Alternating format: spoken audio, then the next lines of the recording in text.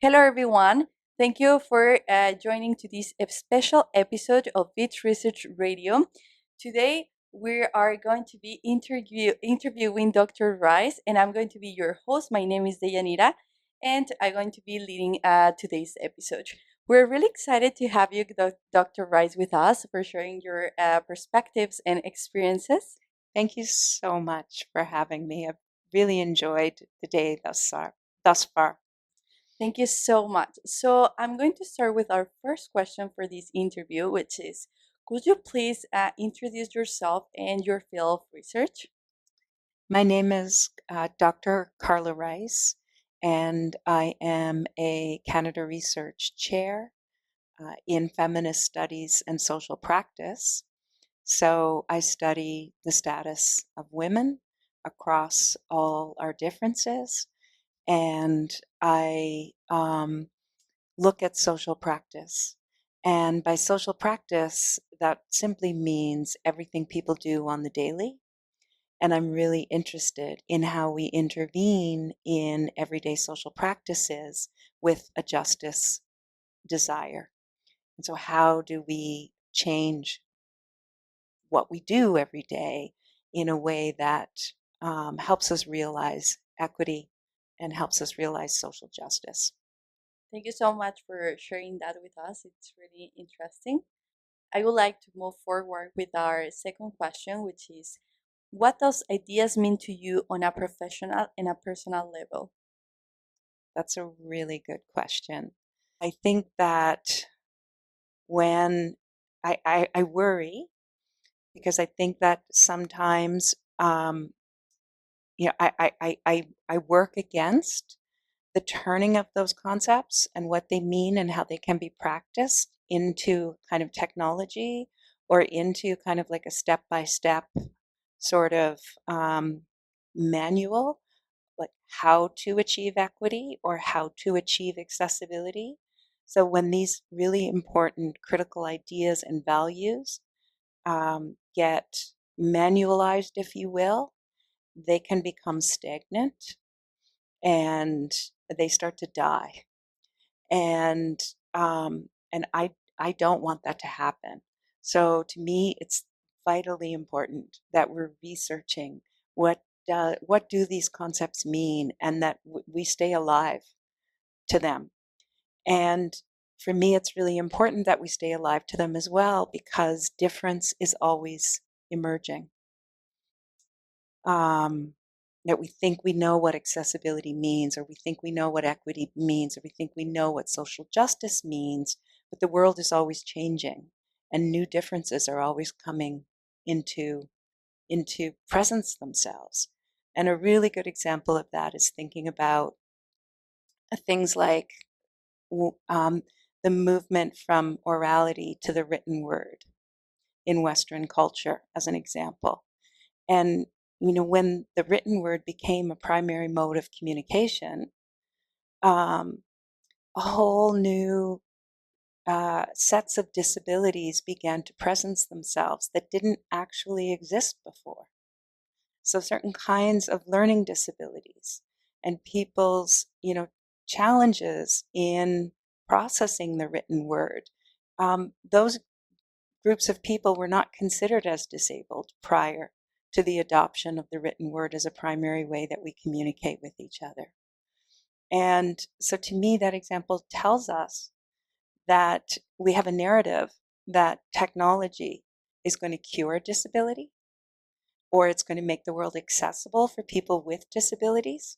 But that example tells us that technologies can also produce disability and that we need to stay alive to the emergence of difference, and we need to stay alive to how we work towards inclusion and how we work towards making the world accessible to everyone. Yeah, I think you mentioned something really important, and it's that we need to keep our minds open to be learning about emerging things every day because certainly the world is changing so fast that every day something new is emerging.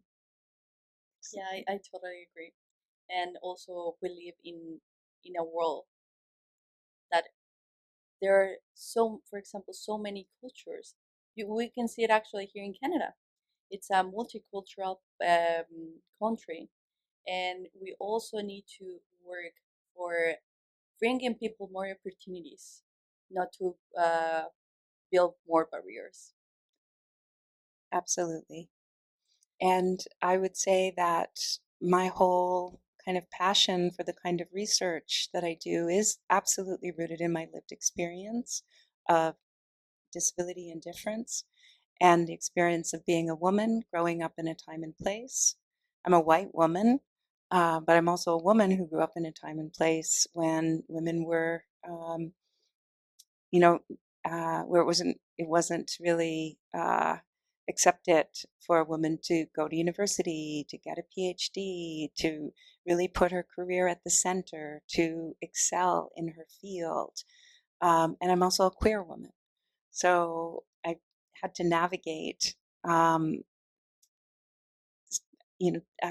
heteronormativity and how that has impacted my life.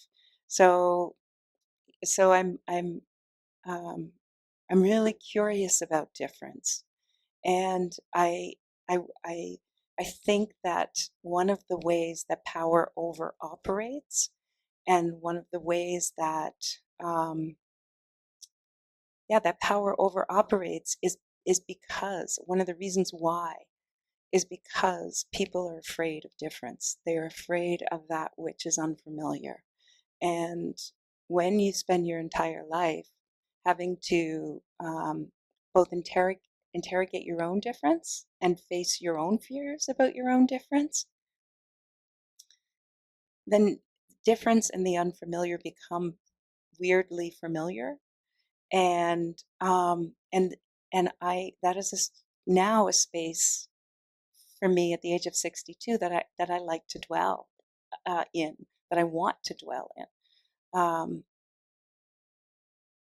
I remember something I was talking with another guest earlier, that it's also about opening doors not only for ourselves but Yes, for other people that yes, are coming after us.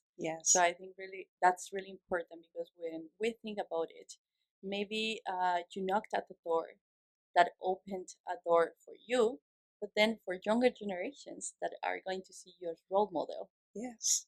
And I strive to support people and to really help to advance other people's careers. That's a very, very important part Yep. of what I do in my academic life, and and also trying to create space for people for whom there was not space before. Sort of people who have perhaps more visible or more evident disabilities than the disabilities that I live with. In some ways, I have benefited from being able to pass, such that you can't read disability off my body. Um, so for me, it then becomes so important that I am working to try to create space for people for whom access may be even more difficult because of the normative world's fear. Thank you so much for bringing that to the table and sharing that with us. I would like to move to our final question, which is, in today's world, what message would you like to leave our audience with? Well, I work a lot around accessibility issues, and I think that people often get overwhelmed when they think about accessibility. They don't know where to start. It's such a huge field, and there's so many questions, and there's so many differences and disabilities. Do you start by learning more about the deaf community, or do you start by figuring out how to support people who are non-visual in their orientation to the world? Do you engage with neurodiversity in a deep way to figure out, how to create neurodiverse and neuro-expansive positive spaces?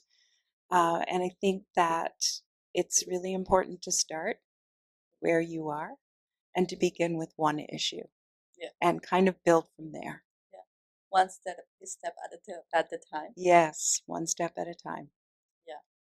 Thank you so much for sharing all of these with us about your own experiences and your perspectives. I think it's truly valuable for me, for our audience. And thank you so much for taking the time for being here. It has been truly an honor to interview you. And yeah, thank you. Thank you. It's a pleasure. I will also like to thank all our Beats Research Radio audience for tuning in. I will invite you to like and subscribe to our TikTok, YouTube, Twitter, and Instagram channels on Beats Research. And on behalf of our entire team and our director, Dr. Emilio Alarcon, we hope to see you all in the next episode. Thank you.